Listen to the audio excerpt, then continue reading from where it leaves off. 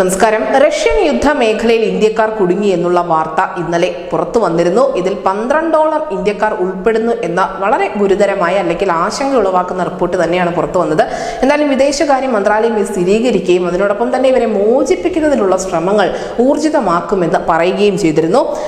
നിലവിൽ എന്താണ് ഇതിന് പിന്നിൽ നടന്ന കഥ, എങ്ങനെയാണ് ഈ ഇന്ത്യക്കാർ റഷ്യൻ പട്ടാളത്തിനൊപ്പം ചേർന്നത് തുടങ്ങിയ കാര്യങ്ങളിലൊക്കെ കൂടുതൽ വ്യക്തത വരേണ്ടതുണ്ട്. നിലവിൽ ഹിന്ദുസ്ഥാൻ ടൈംസ് പുറത്തുവിടുന്ന റിപ്പോർട്ടുകൾ പ്രകാരം സെക്യൂരിറ്റി ഹെൽപ്പേഴ്സ് എന്ന പേരിൽ അങ്ങനെ ഒരു തൊഴിൽ, അങ്ങനെ ഒരു ലേബലിലാണ് ഇന്ത്യക്കാർ ഈ റഷ്യൻ പട്ടാളത്തിനുള്ളിൽ കടന്നു കയറിയിരിക്കുന്നത്.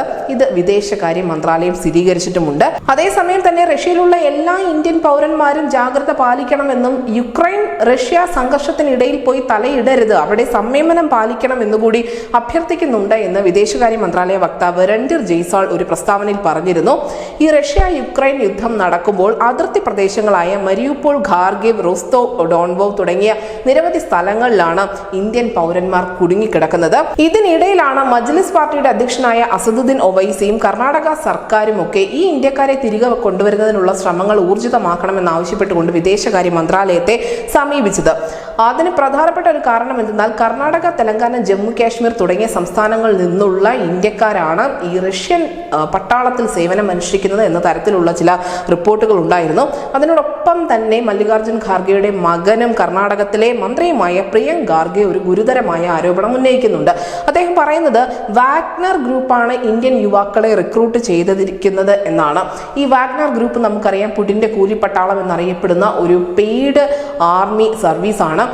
മുൻപ് ഇതിന്റെ തലവനായിരുന്ന പ്രഗോഷിൻ കൊല്ലപ്പെട്ടത് ഉൾപ്പെടെ വലിയ വിവാദങ്ങളൊക്കെ ഈ വാഗ്നർ ഗ്രൂപ്പിനെ കാര്യമായി തന്നെ ബാധിച്ചിരുന്നു. പക്ഷേ ഇപ്പോഴും അവർ യുദ്ധരംഗത്ത് സജീവമാണ്. റഷ്യയിലുള്ള നേപ്പാൾ പൗരന്മാരിൽ 200-ലധികം ആളുകൾ റഷ്യൻ സൈന്യത്തിന്റെ ഭാഗമാണ് എന്നത് നേപ്പാൾ സർക്കാർ സ്ഥിരീകരിച്ചിട്ടുണ്ടായിരുന്നു. ഇതിൽ 6ഓളം ആളുകൾ കൊല്ലപ്പെട്ടതായി നേപ്പാൾ വിദേശകാര്യ മന്ത്രാലയം ഡിസംബറിൽ സമ്മതിക്കുകയും ചെയ്തിരുന്നു.